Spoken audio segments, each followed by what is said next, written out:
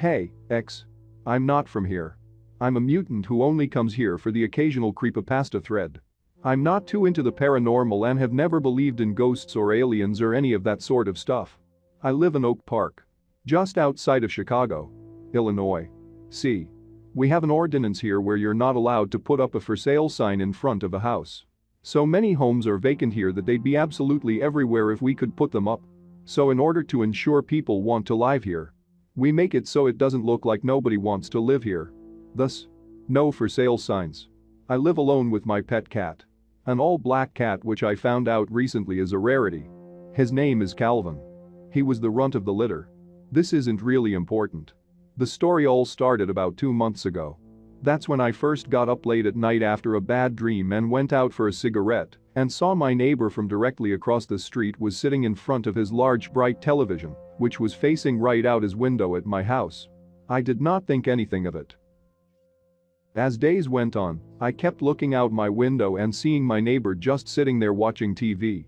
After 2 weeks, I came to the conclusion that he could very well be dead. It just didn't make sense that he was just sitting there, TV on, not leaving the couch for weeks. I could only see the back of his head, and he very well may have moved while I was at work, but knowing it was there, the light of his television kept me up at night, and for hours on end there would just be no movement. I came to the conclusion that I should call the police to ask if they could check up on my neighbor. I didn't know him very well, we met twice. He was an older guy. I used to see him shoveling snow or raking leaves, and I'd offer to help, and he said no both times. He was a fairly active guy for his age, and it didn't add up that he'd just sit there for days watching TV and not leaving his house. So I called the police and told them, and they offered to check it out. I saw them pull up and couldn't help but watch. I was very curious, and even though I thought all that would happen was they'd call up an ambulance or something and remove my neighbor's dead body, not something I'd usually be extremely interested in watching, I had grown so curious about what was going on over there that I couldn't settle for the simple answer that my neighbor simply died in front of his television. After knocking a few times, I saw them open up the front door and walk in. They looked around, one of them left the living room, so I couldn't see where he'd gone. I could only see the one room where my neighbor's windows were. The one officer turned off the television and also left my sight. They both left and drove off. About 20 minutes later I got a call explaining that the house was empty and my neighbor had moved out. They said a real estate agent had probably just accidentally left the television on. I went onto a few real estate websites and, as it were, the house was indeed for sale. Anticlimactic, but at least it was a far less morbid conclusion than I'd expected. I was sort of embarrassed that my mind had immediately gone to death when it really was so bland and simple, and I felt like a pretty bad person for actually feeling a slight sense of disappointment when I found out my neighbor hadn't died as I'd assumed. That was a reasonable answer, a totally logical one. I had no way of knowing without the real estate signs up front, and I had no reason to question it. My neighbor had moved out. Plain and simple. When I went to bed that night, it had pretty much entirely left my head. My bedroom window faces out towards my neighbor's house. For the last 2 weeks I had been watching the television from my bed. It was how I went to sleep, just confusedly staring in wonder, slightly disturbed knowing I could be looking at the back of the head of my dead neighbor. And since I had been staring at that television for the last 2 weeks, it took a few minutes to register the horror when I crawled into bed and looked at the television, still on across the street. I didn't sleep very well. Every night, for about a month and a half. I just see that television. During the day, it was on. I'd walk up to the house when I was feeling more adventurous and knock on the door, but nobody answered. I started smoking quite a bit in lieu of proper sleep. Every night, I'd walk by the house, curious, scared, and confused. I contacted the realtor and asked if they were giving tours, and she said they were not, so it didn't get turned on during some open house.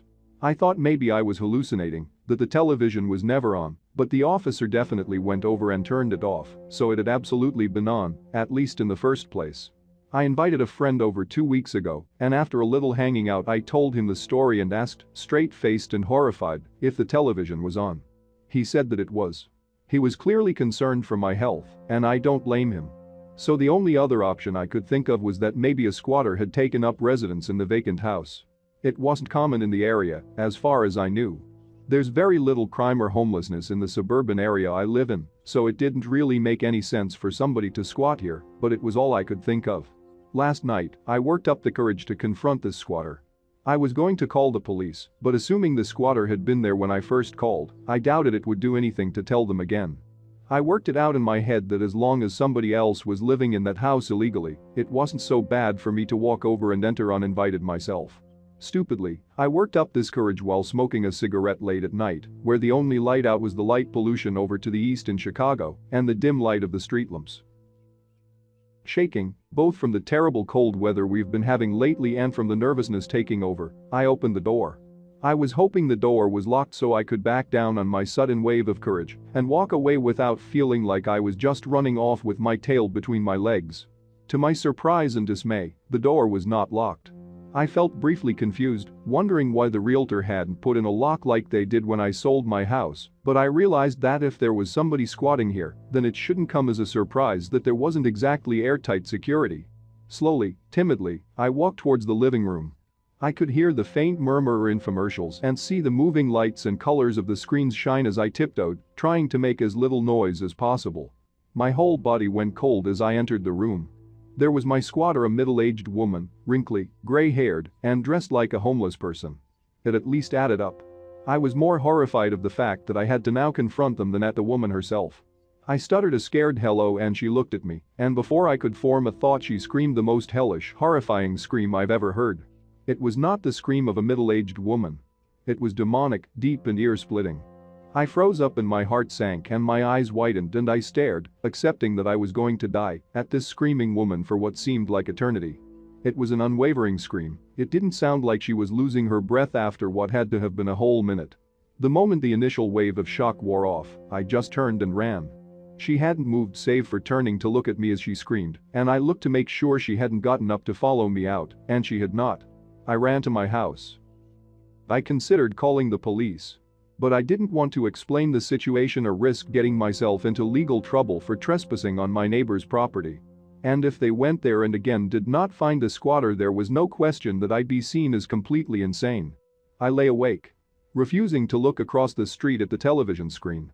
And my thoughts raced. Surely it had to have just been a squatter. She looked like one.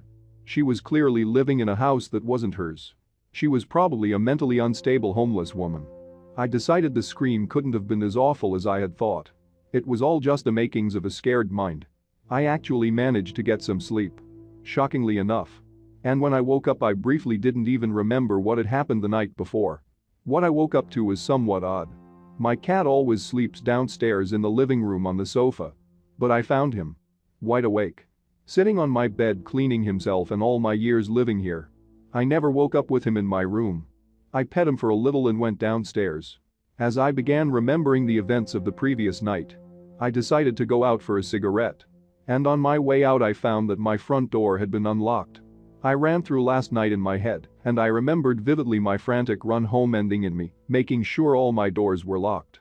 My memory is very rarely faulty. I felt my stomach churn and my heart sink, and I felt a chill as I walked back upstairs to go to my living room. What I found would have been entirely mundane in any other setting. My television set was on. I called the police to explain the situation.